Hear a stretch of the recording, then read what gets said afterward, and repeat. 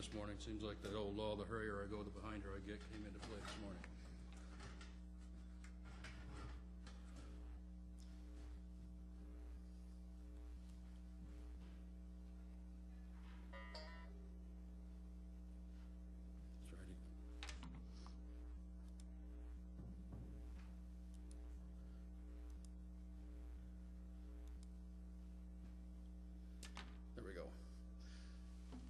Well, I was just talking to a pastor Thursday night. I don't know if you guys follow the news.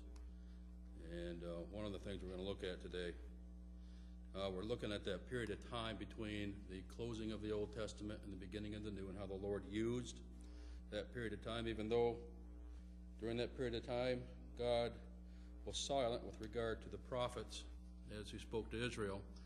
The Lord was at work paving the way for the coming of Messiah and then the church. And one of the things we look at as we study these Gentile empires is that not only is God at work behind the scenes, allowing and creating things to happen, but Satan also is working behind the scenes. And we saw evidence of that in our own country this week. I don't know if you have followed the news, but I saw a little news blurb that the Department of Defense is now going to make it a criminal offense for soldiers and chaplains alike to share their faith with others in the military. And the guy behind this is a guy by the name of Weinstein, and he basically is saying, he is quoted as saying, those who share their faith in the military are guilty of treason and are enemies of the Constitution. So they are trying to make this a part of the Department of Defense policy. If you share your faith or proselytize, as they say, you will be brought up on charges of court-martialed and face the possibility of imprisonment. And if you know the way the left works, they always like to use the military as their test tube in their laboratory. If they can make something work and stick there, it's going to come to the rest of society at some point down the road. So I do believe, I believe since the time Obama came into office, that persecution of the church is just around the corner for us. If they can make this work, then it's going to come to the rest of society where, a pastor will get up and preach a sermon against homosexuality, and they'll make a law saying you can't do that, and next thing you know, we're off to the races with our persecution. But I thought that was interesting. It kind of plays in with what we're looking at this morning. All right, we're looking at the history of the church, and again, as I said, we are examining the period of time between the close of the Old Testament and the opening of the New. It's a period of about 430 or 433 years, depending on how you start your reckoning. And this is the period that is, in Galatians 4:4, we see that but when the fullness of time was come, God sent forth his Son, made of a woman, made under the law, to redeem them that were under the law, that we might receive the adoption of sons. Christ came to earth according to God's perfect timing. And in this 430-year period of time, he's paving the way and making it possible. And you stop and think, when Christ was crucified and resurrected, he, through his 12 disciples, in a matter of 100 years, literally, according to Scriptures, turned the world upside down. The church advanced rapidly. By the end of the 2nd century A.D., there were Christian churches established in nearly every major city of the Roman Empire. And, it's a pretty astounding thing to consider how rapidly this new faith took root and developed and really became ingrained into Western culture and civilization. But that was all part of what was going on during that 430-year period that the biblical scholars call the period of silence, as far as God's revelation through his prophets. Whoops, you know what? I'm starting at the wrong spot here. We don't want to redo last week all over again, I don't think. There we are. Now, as I mentioned last week, when we're looking at biblical prophecy, we're looking at, primarily right now at Daniel, because in Daniel the Lord begins to reveal what these Gentile nations are going to be like. It reveals certain aspects of their character and their qualities, and these prophecies only concern themselves with those Gentile nations that have a direct relationship with Israel or Jerusalem. And as I said last week, the United States, no matter how much some commentators try to stretch the Scriptures, the United States does not appear in biblical prophecy. I do not believe at all. The biblical prophecies do not concern themselves with the empires in China or Japan or the New World, the Aztecs, the Incans. None of that stuff is of any concern as far as biblical prophecy is concerned. We're only concerning ourselves with those Gentile nations that have direct, dominating, authoritative control over Israel. So, and we've got this, like I said, this 430 or 433 year period of time between the end of Malachi 4:6 and the Matthew 1:1 when Christ is born. So last week we looked at Daniel 2. I'll pass this out.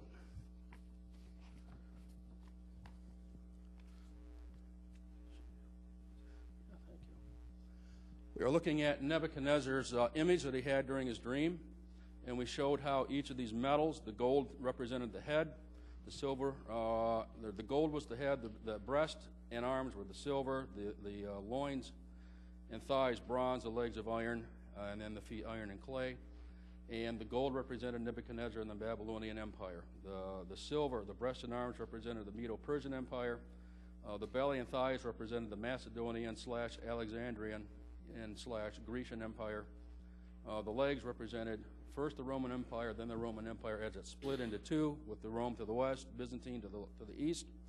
And then finally, the revived Roman Empire that has yet to occur preceding Christ's return. And we also looked at how we looked at some of the qualities of these metals and how they reflect various aspects of these empires. The premier, the first empire, of course, the head of gold is Nebuchadnezzar's empire. Herodotus, the Greek historian, was amazed at the extent and the prodigious use of gold in Babylon. There was gold. The buildings, the shrines, the monuments, the idols were all overlaid with gold to such an extent that gold was it was the overriding characteristic of one of the overriding characteristics of the Babylonian Empire.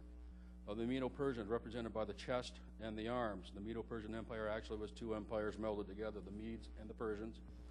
And then the belly and thigh, they were represented by brass. Brass is a particularly much harder metal than the other two. And if you look at Alexander and his armies as they overflowed the Persian Empire, their armament was primarily brass shields, brass helmets, brass chest plates, brass greaves for the legs. Their arms were made of brass, and which gave them a decided advantage over the Persians. Whereas the Macedonian shields were made of brass, the Persians were still using wooden wicker shields, and they were like no match for Alexander and his army. And then Rome, the hardness of Rome was going to stamp and destroy everything else in its path. And then finally, the coming of Christ. Now, I'd like to do an overview of Daniel's prophecies real quick. We're going to focus today on Daniel 7. And first, I just want to overview the prophecies that occur in Daniel. In chapter 2, through the image that Nebuchadnezzar sees in his dream, we see the first prophetic revelations of Babylon, Persia, Greece, and Rome. In Daniel 7, this is expanded. In Daniel 7, we're going to look at today, the revelation is given through the characteristics of four beasts. And these add further information to the nature and character of these empires as they are going to progress through history.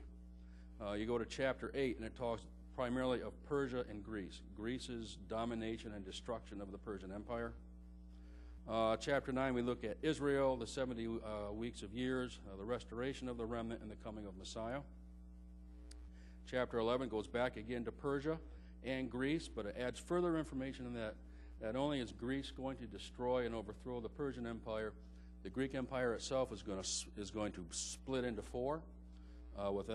That's fulfilled in history by the death of Alexander. Alexander the Great conquered the known world in a span of about 12 years. From the time he left Macedonia until the time he died at the age of like 32 or 33 years of age. I don't remember the exact age. But when he died, he had no heirs to leave his empire to, so the empire was split and divided amongst his four generals, two of which would have prominence in the life of Israel, and these would be under the general of Ptolemy. He would focus his empire on Egypt, and then the Seleucus, his armies would be Syria, the army of the north, Syria, the army of the south would be Egypt. Those two are going to engage in a series of battles for conquest over the period of 430 years until Rome finally subdues both of them. And they're going to fight back and forth across Israel, taking and retaking Jerusalem. So Jerusalem is going to be involved. The Israelites are going to choose sides and switch sides, and it's going to have an impact. These two particular empires are going to be the ones that influence Israel. And then in chapter 12, we have the prophecy of the end time and the tribulation. So in Daniel 7, let's just read through it real quick here. In the first year of Belshazzar, king of Babylon, Daniel had a dream and visions of his head upon his bed. Then he wrote the dream and told the sum of the matters. And Daniel spake and said, I saw in my vision the four winds of the heavens strove upon the great sea, and four great beasts came up from the sea, diverse one from another. The first was like a lion, and had eagle's wings. I beheld till the wings thereof were plucked, and it was lifted up from the earth, and made stand upon the feet as a man, and a man's heart was given to it. And behold, another beast, a second like to a bear, and it raised up itself on one side, and it had three ribs in the mouth of it, between the teeth of it, and they said thus unto it, Arise, devour much flesh. And after this I beheld, lo, another, like a leopard, which had upon the back of it four wings of a fowl. The beast also had four heads, and dominion was given to it. After this I saw in the night vision, and behold, a fourth beast, dreadful and terrible, and strong exceedingly. And it had great iron teeth. It devoured and brake in pieces, and stamped the residue with the feet of it. And it was diverse from all the beasts that were before it, and it had 10 horns. And I considered the horns, and behold, there came up among them another little horn, for whom there were three of the first horns plucked up by the roots. And behold, in this horn were eyes like the eyes of man, and a mouth speaking great things. And I beheld till the thrones were cast down, and the Ancient of Days did sit, whose garment was white as snow, and the hair of his head was like pure wool. His throne was like the fiery flame, and his wheels as burning fire. And a fiery stream issued and came forth from him. Thousands ministered unto him, and 10,000 times 10,000 stood before him. The judgment was set, and the books were opened, and I beheld them because of the voice of the great words which the horn spake. I beheld even till the beast was slain, and his body destroyed and given to the burning flame. As concerning the rest of the beasts, they had their dominion taken away, yet their lives were prolonged for a season and time. And I saw in the night visions, and behold, one like the Son of Man came with the clouds of heaven, and came to the Ancient of Days, and they brought him near before him. And there was given him dominion and glory and a kingdom, and that all people, nations, languages should serve him. His dominion is an everlasting dominion which shall not pass away, and his kingdom that shall not be destroyed. And I, Daniel, was grieved in my spirit, in the midst of my body, and the visions of my head troubled me. And I came near unto one of them that stood by, and asked him the truth of all this. So he told me and made me know the interpretation of the things. These great beasts, which are four kings, which shall arise out of the earth. But the saints of the Most High shall take the kingdom, and possess the kingdom forever, even forever and ever. Then I would know the truth of the fourth beast, which was diverse from all the others, exceeding dreadful, whose teeth were of iron and nails of brass, which devoured, brake in pieces, and stamped the residue with his feet. And of the 10 horns that were in his head, and of the other which came up, before whom 3 fell, even of that horn that had eyes and a mouth that spake very great things, whose look was more stout than his fellows. I beheld, and the same horn made war with the saints, and prevailed against them, until the Ancient of Days came, and judgment was given to the saints of the Most High. And the time came that the saints possessed the kingdom. Thus he said, The fourth beast shall be the fourth kingdom upon earth, which shall be diverse from all kingdoms, and shall devour the whole earth, and shall tread it down and break it in pieces. The 10 horns out of this kingdom are 10 kings that shall arise, and another shall arise after them. And he shall be diverse from the first, and he shall subdue 3 kings, and he shall speak great words against the Most High, and shall wear out the saints of the Most High, and think to change times and laws, and they shall be given into his hand, until a time and times and the dividing of time. But the judgment shall sit, and they shall take away his dominion, to consume and destroy it unto the end. And the kingdom and dominion, and the greatness of the kingdom under the whole heaven, shall be given to the people of the saints of the Most High, whose kingdom is an everlasting kingdom, and all dominions shall serve and obey him. Hitherto is the end of the matter. As for me, Daniel, my cogitations much troubled me, and my countenance changed in me, but I kept the matter in my heart. So, in this passage, we know the end of the story, in that the kingdom of God takes dominion, and we as the saints will reign victorious after all the other kingdoms have been done away with. Now, in this passage, we are dealing with four beasts. It appears that the time span between Daniel 2 and Daniel 7 is about 42 years, and you can date it from the first vision came, I believe, was during the second year of the reign of Nebuchadnezzar. This one comes during the first year of the reign of Belshazzar, which is about 42 years. Daniel 7, again, is a continuation of Daniel 2, but adding additional information via the attributes of the beasts. We know that the sea is often used as an allegory, a biblical allegory, to represent the mass of humanity. We see that in Revelation 13:1 when it tells about the beast rising up out of the great sea. And again here in Daniel 7:3 we see these four beasts rising up out of the sea. But the difference is that these seas are agitated by the winds, which seem to represent the unrest caused by the various human empires fighting back and forth and trampling back and forth across Israel in their quest for domination.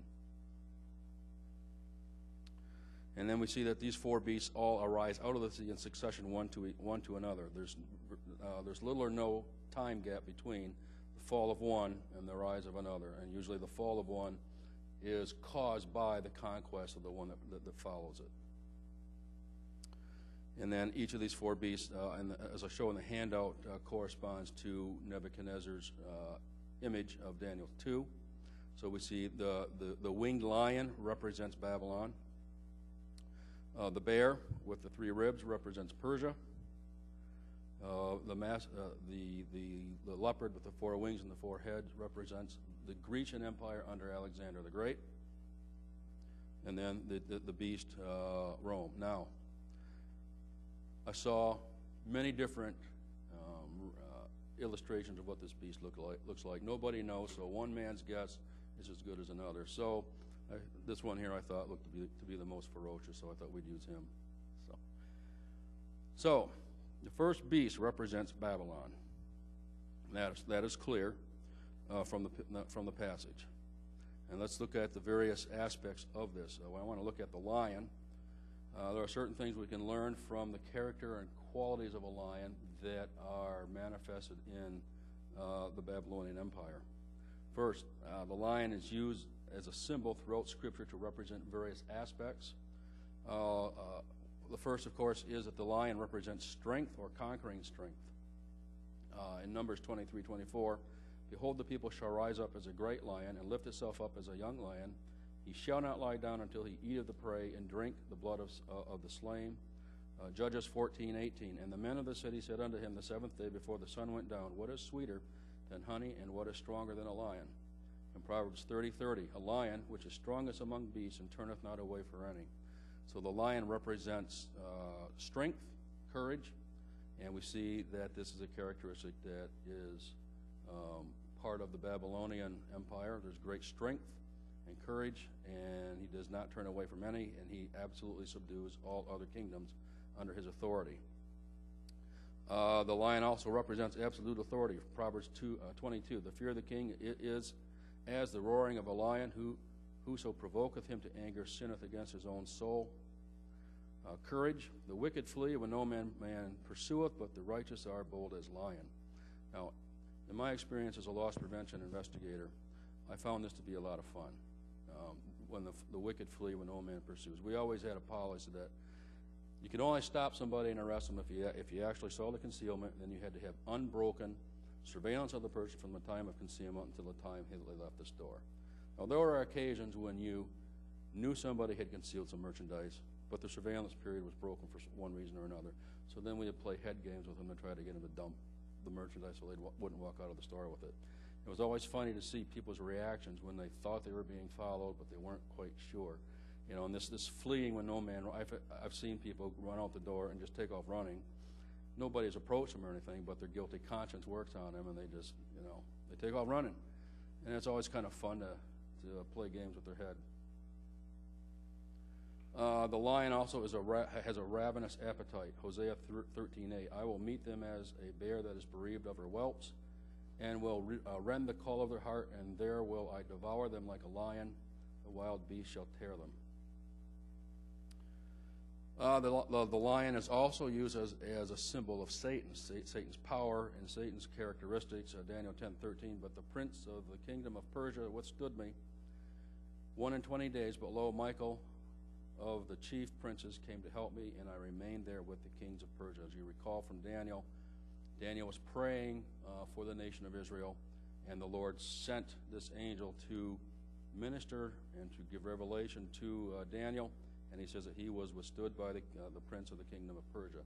This obviously is a spiritual conflict, so that this seems to imply that there's a spiritual leader, a spiritual power behind the throne of Persia, and I believe this holds true for all of the human kingdoms, that there is a spiritual demonic dimension behind the throne that is not obviously seen.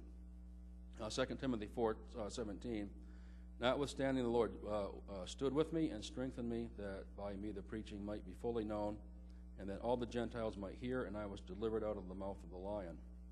1 Peter 5:8, be sober, be vigilant, because your adversary the devil, as a roaring lion, walketh about, seeking whom he may devour.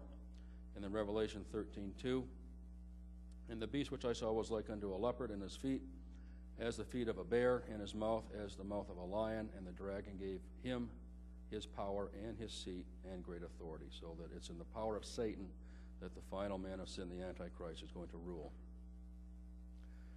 Secondly, additionally, the lion also serves as a symbol of judgment. We look at 1 Kings 13:24. You recall the background of this. I think the story in 1 Kings 13 is probably one of the saddest stories of the Old Testament. We have God sending the man of God to Jeroboam to cry against the altar and the false religion that Jeroboam is setting up. Jeroboam has said to the people, it's too hard to go to Jerusalem. Let's not have a religion that's inconvenient. We'll make something a little better, closer, it's not so hard. And so he sets up his own religion, sort of a false artificial artifice representing the Jewish religion to some extent, but he sets up his own priest, and so this man of God goes and cries against it, and the altar is split, the ashes are spilled, and then Jeroboam's arm is frozen as he sticks out his arm and says, grab that man. So far so good. The man of God has done all that he's been told, but one thing he was told by God when he was to do this is he was not to eat, not to drink, not to stop. He was to go in, do his mission, and get out. But then he's approached by a compromised prophet. And I think this is relevant, considering what we talked about a couple Sunday nights ago with Northland, that beware of the prophet who has on the garb of religiosity, who's willing to lie to get his way. This prophet, he goes to this man of God and says, God has told me to bring you home with me and to dine. Now, this man of God didn't inquire of God himself to find out whether this was true. He fell for it. He went with him. And then this same prophet, the Holy Spirit comes upon him and speaks through him and says, because you've disobeyed me, you're going to die. So when this prophet leaves, 1 Kings 13:24, and when he was gone, a lion met him by the way and slew him, and his carcass was cast in the way. And the ass stood by it, then the lion also stood by the carcass. Sad end, I believe, to a great man who was deceived by another prophet who was completely compromised, in my view, and who was willing to lie in order to make people believe that he was truly the man of God. And then 1 Kings 20:34, there was another account where a prophet told someone to slay him with a sword, and he wouldn't do it. Then said he unto him, because thou hast not obeyed the voice of the Lord, as soon as thou art departed from me, a lion shall slay thee. And as soon as he was departed from him, a lion found him and slew him. Now in Jeremiah 4:7, we see that Babylon, who is represented by the lion, is used as an instrument of judgment by God against Judah for their unbelief and their apostasy. Jeremiah 4:7, And in the context of the passage, it clearly refers to Nebuchadnezzar. The lion has come up from his thicket, and the destroyer of the Gentiles is on his way. He has gone forth from his place to make thy land desolate, and thy city shall be laid waste without an inhabitant. So that Nebuchadnezzar is being used of God to punish Judah for their unbelief. Then finally, we see the lion also becomes a symbol of victorious majesty. In the end, Revelations 5:5, one of the elders saith unto me, Weep not, behold, the Lion of the tribe of Judah, the root of David, hath prevailed to open the book and to loose the seven seals. And as we come into this passage of Revelation, we see that the Lord, Jesus Christ, the Lion of the tribe of Judah, is beginning to take possession of the kingdom with the opening of each seal. He's taking possession of the kingdom, and he's putting down the empires of man. Now, the lion as pertaining to Nebuchadnezzar. Again, Jeremiah 4:7, the passage clearly represents Nebuchadnezzar as the lion who is coming to judge Judah. Now, with this lion, in this particular passage in Daniel 7, we have 5 particular characteristics that are described about this lion that are worth looking at. First, there is the lion, the animal. Secondly, the lion has wings as an eagle. The wings are plucked. The lion is lifted up from the earth to stand on his feet as a man. And then finally, a man's heart is given to it. The lion, again, represents strength and dominion, which Nebuchadnezzar clearly had as he invaded and took over Jerusalem. And as the lion is premier among the lion is called the king of beasts for a reason. And so Nebuchadnezzar referred to himself as the King of Kings. And so the representation, again, is appropriate. Also, the wings as an eagle. Wherever you see a reference to an eagle with wings, usually it represents in the Bible swiftness and speed. Something moves quickly. So as pertaining to Nebuchadnezzar, Jeremiah 48:40 says that his horses will have wings like eagles, and he's coming quickly. Also, it's interesting, the winged lion is historically a symbol of Babylon. Many years ago, Mary and I took a vacation for about a week, and we went over to Toronto. And one of the things we took in was the Royal Ontario Museum. And one of the things we saw, which really caught my attention and fascinated me, was an image. If this isn't the exact image, it was one very much like it. Had been excavated from what they believed was the palace of Nebuchadnezzar. And it shows a lion with wings. The thing that struck me as I stood there looking at this thing, I thought, I'm looking at something that Daniel more than likely saw himself as he ministered to Nebuchadnezzar in the palace. I'm looking at something that Ezekiel probably saw, maybe even Esther as she's with Xerxes, during the times that Xerxes is in Babylon. She may have seen this. But I felt a real connection, I guess, to the biblical narrative and the history, seeing that this thing from Nebuchadnezzar's palace was on display there in Toronto. But and it's not unusual in ancient times for animals, to be created out of a conglomeration of different types of animals, things that normally don't appear in nature, horses with horns, unicorns and that sort of thing. So the allegory is appropriate for the time with these animals with different kinds of characteristics kind of melded together. We know that the lion by nature is not a swift animal. Lions do not usually range far from their home range. While they're not fast, the lion does have a lot of power when it whacks you with the paw, enough basically to kill just about anything.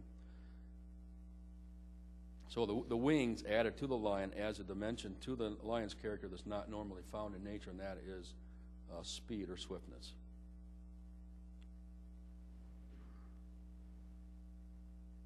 Habakkuk 1:8, their horses also are swifter than the leopards and more fierce than the evening wolves, and their horsemen shall spread themselves, and their horsemen shall come from afar.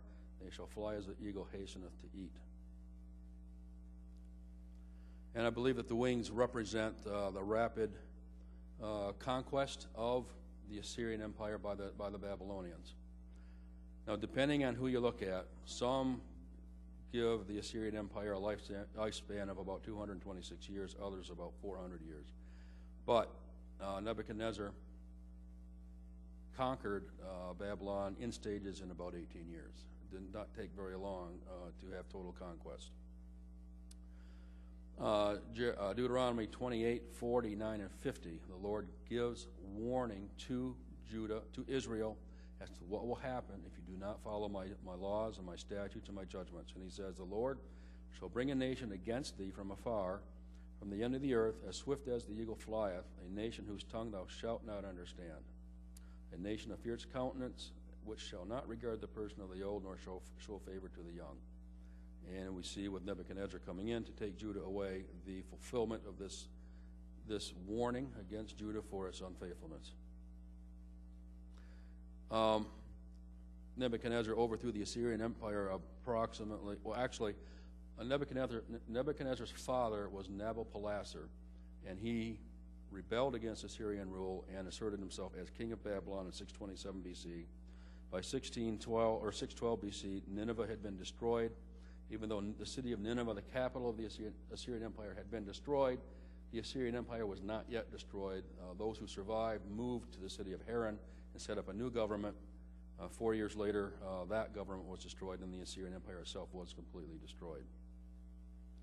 So under Nebuchadnezzar, the conquest expanded to Babylon, Assyria, Arabia, Israel, and much of Asia Minor by 586 BC, when 586 BC is the date when Judah fell to Nebuchadnezzar and the exiles began. I one more handout here. We'll touch on this next week, but I tried to put together a timeline with an overview of the major events during this period of time. I'll quickly go through over them real quick here. We have in 627, Nabopolassar rebels against the Assyria and seizes the Babylonian throne. In 612, according to the prophecy of Isaiah 10:17, Nineveh is destroyed. 608 BC, Assyria falls to Babylon under Nabopolassar. Now, during this time, while Nabopolassar is conquering, Nebuchadnezzar is the general of his armies. It is under Nebuchadnezzar that these conquests are occurring. And we have Nebuchadnezzar defeats Egypt and the remnants of the Assyrian army who are trying to regain their empire. He defeats them at the Battle of Carchemish and secures his empire. 605, Nabopolassar dies, and in the midst of his conquest, Nebuchadnezzar leaves and goes back to Babylon in order to secure the throne before anyone else can challenge it. And it's believed, now I spent hours trying to unravel this, trying to figure out how many different exiles or deportations of the Jews there were, and this is what I'm able to come up with. Now I am willing to be corrected if you have better information, but it took me, it's very confusing trying to match up the reigns of the kings with the secular history that's known from archaeology's discoveries. But I believe this is as accurate as I can get it for right now. When Nebuchadnezzar broke off to go back to secure his throne in Babylon, it is believed that he took many hostages from Jerusalem with him, among whom would have been Daniel and Ezekiel. 599 BC, Nebuchadnezzar subdues Arabia, and then in 597 BC, Jerusalem is destroyed, and about 10,000 Jews are carried off into Babylon.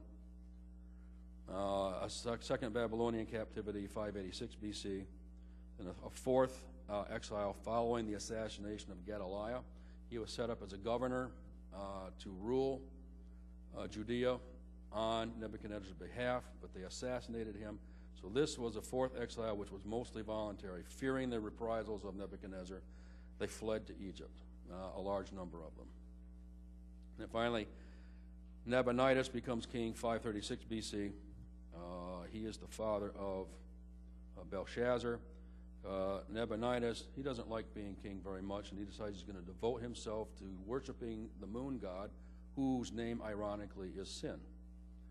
And it was under Nabonidus and Belshazzar that the Babylonian Empire finally fell to the Persians, as recorded in Daniel 5, 30, and 31. So I had other handouts, but as it always seems to happen on Saturday night when I'm preparing my lesson, my ink runs out on my printer. So I'll have more next week.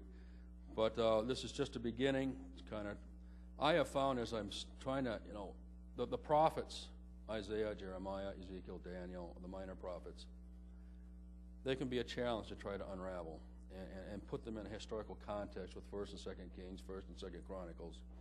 But as you begin to look at, I have found, as I begin to try to match them up with the secular dating systems that are available, the prophecies become more easy to understand, I believe. A lot of it begins to make sense as you begin to understand what's going on during this period of time and what the prophets are crying about, crying against. The message that the Lord is sending to Judah and Israel through his prophets, it all begins to become more clear as you understand the historical background.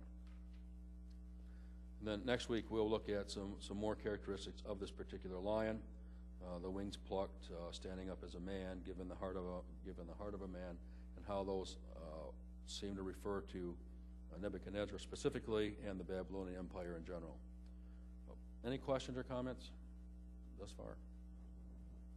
Okay, we will break off here and pick up where we leave off here next week.